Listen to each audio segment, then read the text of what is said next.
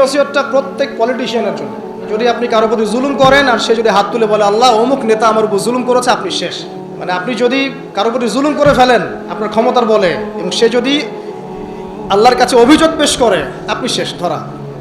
কারণ এই মাজলুমের দোয়া আর আল্লাহর মাঝখানে কোনো পর্দা নেই। মানে কবরে যান, দেখবেন একটা দিনের হিসাব কেমন করে দেওয়া লাগে, এক একটা মাজলুমের কান্নার হিসাব কেমন করে দেওয়া লাগে। মুআজ বিন জাবাল রাদিয়াল্লাহু আনহু সেই সাহাবী যাকে ইয়েমেনের শাসনকর্তা হিসেবে নবী সাল্লাল্লাহু আলাইহি ওয়াসাল্লাম পাঠিয়েছেন। এখানে তিনি একটা কথা বলেছিলেন যে হে মুআজ, তুমি ইয়েমেনে যাচ্ছ সেখানকার শাসনকর্তা হিসেবে, একটা কথা মনে রেখো। দেখেন কি নসিহতটা করছেন, একটা কথা মনে রাখো। এই নসিহতটা প্রত্যেক পলিটিশিয়ানের জন্য। আল্লাহ পাক যাকেই ইকোনমিক সেক্টর হোক, পলিটিক্যাল সেক্টর হোক, সোশ্যাল সেক্টর, যেখানে আল্লাহ পাক দায়িত্ব দিয়েছেন বা ক্ষমতা দিয়েছেন, তাদের সবার জন্য এই নসিহত। কি নসিহত? নবীজি বলছেন হে মুআজ, তুমি ইয়েমেনের গভর্নর হচ্ছ, ঠিক আছে, তবে ইত্তাকি দাওয়াতুল মাজলুম, তুমি মজলুমের দোয়া থেকে বেঁচে থাকবে। মাজলুম কাকে বলে? যার উপরে জুলুম করা হচ্ছে, যার উপর জুলুম করা হচ্ছে, এই মাজলুমদের দোয়া থেকে তুমি বেঁচে থেকো। কারণ লাইসা বাইনাহা ওয়া বাইনাল্লাহি হিজাব, কারণ ওই মাজলুমের দোয়া আর আল্লাহ পাকের মাঝে কোনো পর্দা নাই। কথা কি বুঝতে পারছেন? মাজলুমের দোয়া আর আল্লাহ পাকের মাঝখানে কোনো পর্দা নাই। যদি আপনি কারো প্রতি জুলুম করেন আর সে যদি হাত তুলে বলে আল্লাহ অমুক নেতা আমার উপর জুলুম করেছে, আপনি শেষ। আপনি নিজে ধ্বংস হবেন, ধ্বংসিত হবেন। মানে আপনি যদি কারো প্রতি জুলুম করে ফেলেন আপনার ক্ষমতার বলে, এবং সে যদি আল্লাহর কাছে অভিযোগ পেশ করে, আপনি শেষ, ধরা। কারণ এই মাজলুমের দোয়া আর আল্লাহর মাঝখানে কোনো পর্দা নেই। এই জন্য ওমর রাদিয়াল্লাহু আনহুর মতো জালিল কাদার সাহাবী, যিনি খুলাফায়ে রাশিদিনের অন্যতম, তিনি পর্যন্ত আলী রাদিয়াল্লাহু আনহুকে বলছিলেন, একদিন ওমর রাদিয়াল্লাহু আনহু তার উটের যে ময়লাগুলো আছে এগুলো পরিষ্কার করছেন, অ্যাজ এ প্রেসিডেন্ট তিনি উটের ময়লা পরিষ্কার করছেন। তখন আলী রাদিয়াল্লাহু আনহু দেখে বলছেন, ইয়া আমিরুল মুমিনিন, আপনি পরবর্তী খলিফাদের জন্য কত কঠিন দায়িত্ব ছেড়ে যাচ্ছেন। তখন তিনি বলছেন যে ইয়া আবুল হাসান ওয়ালা তালুমুনি, হে আবুল হাসান, আমাকে তুমি এভাবে বেশি প্রশংসা করে আমাকে ধ্বংস করো না। কারণ আমি ভয় করি যে ইরাকের ফোরাত নদীর কিনারায় যদি কোনো মেষপালক বা ছাগলের বাচ্চা পর্যন্ত না খেয়ে মারা যায়, আমি ভয় করি আল্লাহ পাক সেজন্য আমাকে জবাবদিহি করো। মানে আমি তো আর আপনাদেরকে ম্যাচ করে দেখাতে পারবো না এই যুগে কি চলছে আর ওই যুগে কি চলতো। কি চলে না এখন? সবই চলে। আইনের ফাঁকফোকর, জেনা, আপনার ঘুষ, আপনার দুর্নীতি, আপনার মাদক, আপনার প্রতারণা, অন্যের সম্পদ আত্মসাৎ, কি চলে না ভাই? এবং এগুলো যে চলে, এই চলাগুলোকে আমরা স্বাভাবিকভাবে নিয়ে নিয়েছি। মানে এগুলো হয়, ঘুষ দিতে হয়, দুর্নীতি করতে হয়, ওকে 10 টাকা খাওয়াতে হয়, তাকে 5 টাকা, তাকে 2 টাকা, এটা কমন ট্রেন্ড আমাদের কাছে। শুধু একটা মৃত্যু বাকি আছে, মানে কবরে যান, দেখবেন একটা দিনের হিসাব কেমন করে দেওয়া লাগে, এক একটা মাজলুমের কান্নার হিসাব কেমন করে দেওয়া লাগে।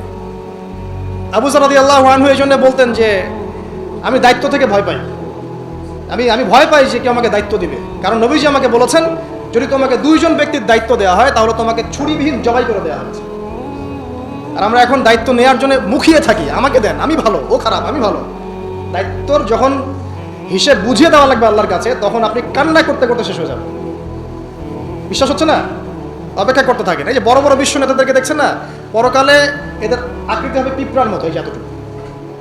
যদি এরা জুলুম করে থাকে, পরকালে পিঁপড়ার মতো আকৃতি হবে এদের, অন্ধকার ছেয়ে থাকবে এদের উপরে, পুলসিরাতে আটকা পড়ে থাকবে। যত মানুষের হক নষ্ট করেছে সবাই এর দিকে আঙুল তুলে থাকবে, আমার এই করেছে, আমার সেই করেছে, আমার এই দেয়নি, আমার সেই দেয়নি। দেখেন, এটা বাস্তব দেখবেন চোখ দিয়ে ইনশাআল্লাহ। যাই হোক, আমি ওদিকে যাচ্ছি না, শুধু এতটুকু বলবো, প্রত্যেক পলিটিশিয়ানের জন্য একটা নসিহত, যেটা মুআজ বিন জাবাল রাদিয়াল্লাহু আনহুকে নবীজি করেছেন। হে মুআজ, ইয়েমেনের গভর্নর হচ্ছে, হও, তোমাকে শাসন কার্য দেওয়া হয়েছে, আলহামদুলিল্লাহ, তবে ইত্তাকি দাওয়াতুল মাজলুম, মাজলুমের দোয়া থেকে বেঁচে থাকো। কারণ ফালাইসা বাইনাহা ওয়া বাইনাল্লাহি হিজাব, কারণ মাজলুমের দোয়া আর আল্লাহর মাঝখানে কোনো পর্দা থাকে না। ব্যাস একটা নসিহত আপনার জন্য যথেষ্ট। এবার সামনে আসেন, মুআজ বিন জাবাল রাদিয়াল্লাহু আনহু সেই সাহাবী যিনি আরেকটা বিখ্যাত হাদিস বর্ণনা করেছেন। এটা বলে শেষ, অন্যদিকে যাচ্ছি।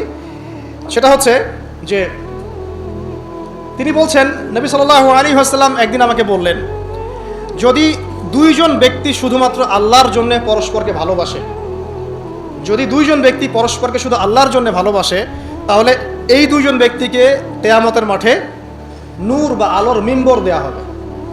এই যে মিম্বর দেখছেন, এরকম নূর বা আলোর মিম্বর দেওয়া হবে, যেটা দেখে শহীদগণ এবং নবীগণ ঈর্ষা করবে, কি আমলের কারণে তাকে এই মর্তবা দেওয়া হলো। আমলটা কিন্তু মনস্তাত্ত্বিক আমল, বাহ্যিক কোনো আমল না। কি আমল? আল্লাহর জন্যে একজন আরেকজনকে ভালোবাসছে।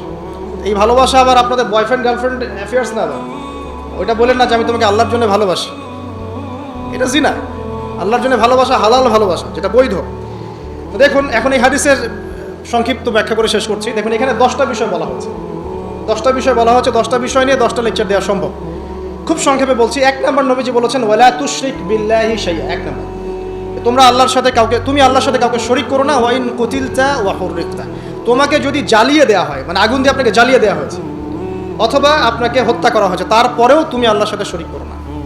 এখানে একটা চমৎকার হাদিস মনে পড়ে গেল যে একদিন 2 ব্যক্তি একটা গ্রামের মধ্য দিয়ে যাচ্ছে। এই হাদিসটা কিতাবুত তাওহীদ গ্রন্থের মধ্যে আছে। 2 জন ব্যক্তি একটা গ্রামের মধ্য দিয়ে যাচ্ছে। সেই গ্রামের মানুষরা মূর্তি পূজারী।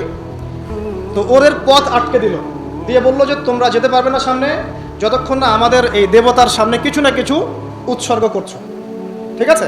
তো একজন বললো যে আমি কিচ্ছু দিতে পারবো না, কারণ আমি তাওহীদপন্থী মানুষ, আমি কিছুই দিব না, আমি কোনো মূর্তির সামনে কোনো নজর মানত পেশ করবো না। তখন তাকে চাপ প্রয়োগ করা হচ্ছে যে একটা মাছির দানা হলেও দিতে হবে। সে বললো আমি মাছির দানাও দেব না। তখন তারা সবাই মিলে তাকে ধরে হত্যা করলো। নবী সাল্লাল্লাহু আলাইহি ওয়াসাল্লাম বলছেন এই ব্যক্তি জান্নাতে চলে গেল। আর যে দ্বিতীয় বন্ধু, সেই বন্ধু বলছে আমার কাছে কিছু দেওয়ার নাই। তখন তাকে ফোর্স করা হচ্ছে একটা মাছি হলেও দিতে হবে। তখন সে একটা মাছি কুরবানি করলো, ওই স্ট্যাচুর জন্য একটা মাছি উৎসর্গ করলো। নবী সাল্লাল্লাহু আলাইহি ওয়াসাল্লাম বলছেন এই মাছিটা উৎসর্গ করার কারণে সে জাহান্নামে চলে গেছে। আমি কিভাবে বুঝাবো আপনাকে শিরক আর তাওহীদ কি জিনিস? মানে লা তুশরিক বিল্লাহি শাইআ মানে আপনার চিন্তার মধ্যে যাররা পরিমাণ শিরকি আকীদা থাকা যাবে না। আপনার কাজ আমল, আপনার আমলের মধ্যে যাররা পরিমাণ শিরক থাকা যাবে না। আপনার কথার মধ্যে যাররা পরিমাণ শিরকের ছোঁয়া থাকা যাবে না। এই 3টা ক্ষেত্রেই মূলত শিরক হয়। হয় চিন্তায় হবে শিরক, না হলে কথায়, না হলে কাজে। চিন্তায় কেমন? এই যে কেউ মনে করছে যে আল্লাহ বলতে কেউ নাই, নাউযুবিল্লাহ। এই মহাবিশ্ব সৃষ্টি হচ্ছে বিগ ব্যাং থেকে, কেউ সৃষ্টি করে না। তোমরা এগুলো পড়ো না সায়েন্সে? হ্যাঁ। তারপরে মহাবিস্ফোরণের মধ্য দিয়ে অটোমেটিকলি এটা এভাবেই সৃষ্টি হয়ে গেছে। পৃথিবী ঘুরছিল, প্রথমে উত্তপ্ত ছিল, তারপরে আস্তে আস্তে ঠান্ডা হলো, পরে হঠাৎ করে ওখানে প্রাণ চলে আসলো। হ্যাঁ, তারপরে কোথা থেকে জানি মানুষ আসলো, তারপর মানুষ গাছের ছাল বাকল করে থাকতো, বন জঙ্গলে ঘুরতো আর পশু শিকার করতো। সব বোগাস কথাবার্তা, মিথ্যা কথাবার্তা। এগুলো একটা কথার সাথে কোরআন সুন্নাহর কোনো মিল নাই। এই প্রত্যেকটা কথা পশ্চিমা সভ্যতা থেকে এখানে আসছে। এই প্রত্যেকটা কথা কোরআন সুন্নাহ বিরোধী। মানুষ না কখনো গাছের ছাল পাতা পরে ছিল, আর না কখনো বন্য প্রাণীর মতো জীবনযাপন করত। মানুষ সৃষ্টির শুরু থেকেই সভ্য ছিল। আল্লাহ রাব্বুল আলামিন আদম আলাইহিস সালামকে কি নগ্ন করে পৃথিবীতে পাঠিয়েছিলেন? তাকে পোশাক দিয়েছেন, তাকে জীবন উপকরণ শিক্ষা দিয়েছেন, ওহীর জ্ঞান দিয়েছেন, এবং এই পৃথিবীতে চলার জন্য যা যা প্রয়োজন সব কিছু আল্লাহ রাব্বুল আলামিন তাকে ওহীর মাধ্যমে শিক্ষা দিয়েছেন। সভ্যতা শুরু হয়েছে একজন নবী দ্বারা। সে নবীর নাম কি? আদম। প্রত্যেক যুগে যুগে সভ্যতা এগিয়ে গেছে নবীদের দ্বারা। আর এখন আমাদের এই সমাজবিজ্ঞান বইগুলোতে পড়ানো হয় সভ্যতা শুরু হয়েছে রোমকদের দ্বারা, গ্রিকদের দ্বারা, পশ্চিমাদের দ্বারা, তাই না? এর বাইরে কিচ্ছু নাই। ফিলোসফি পড়েন, ফিলোসফির প্রত্যেকটা বই এরকমই লেখা আছে। অথচ সভ্যতা শুরু হয়েছে নবীদের দ্বারা, আর সভ্যতা শেষও হবে একজন নবী দ্বারা। তার নাম কি? এবং তিনি অচিরে আগমন করবেন ইনশাআল্লাহ তাআলা, আল্লাহু আ'লাম। কিন্তু সভ্যতা শেষ হবে একজন নবীর হাতে।